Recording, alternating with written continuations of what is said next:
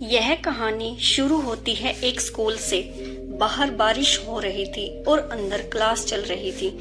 तभी टीचर ने क्लास के सभी बच्चों से एक सवाल पूछा, अगर तुम सबको 100-100 रुपए का नोट दे दिया जाए तो तुम सब क्या खरीदोगे?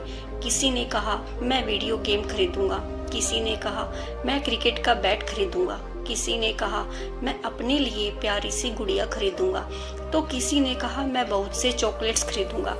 एक बच्चा कुछ सोचने में डूबा हुआ था। तभी टीचर ने उस बच्चे से पूछा, तुम क्या सोच रहे हो?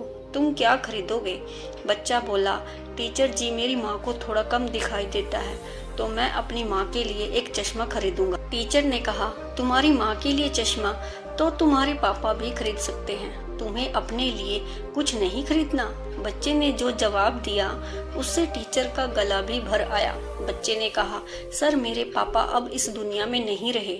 मेरी माँ लोगों के कपड़े सिलकर मुझे पढ़ाती है और उन्हें कम दिखाई देने की वजह से वह कपड़े सिल नहीं पाती। इसीलिए सर मैं मेरी माँ को एक चश्मा खरीद कर देना चाहता हूँ ताकि मैं अच्छे से पढ़ सकूं, बड़ा आदमी बन सकूं और माँ को सारी सुख सुविधा दे सकूं। बच्चे की बात सुनकर टीचर बोला, बेटा तेरी सोच ही तेरी कमाई है। यह 100 रुपए रखो और तुम्हारी माँ के लिए एक चश्मा खरीदो, और यह 100 रुपए और उधार दे रहा हूँ। जब कभी कमाओ तो मुझे लौटा देना। और मेरी इच्छा है कि तुम इतने बड़े आदमी बनो कि तुम्हारे सिर पर हाथ रखते वक्त मैं धन्य हो जाऊं। 20 वर्ष के बाद उसी स्कूल के बाहर बहुत बारिश हो रही थी और अंदर क्लास चल रही थी। अचानक स्कूल के बाहर जिला कलेक्टर की गाड़ी आकर रुकती है। स्कूल स्टाफ चौकन्ना सा रह गया। स्कूल में सन्नाटा छा जाता है। कुछ समय बाद वह जिला कलेक्टर एक वृद्ध टीचर के पैरों में गिर पड़ते हैं और कहता है, सर मैं उधार के 100 रुपए लौटाने आया हूँ।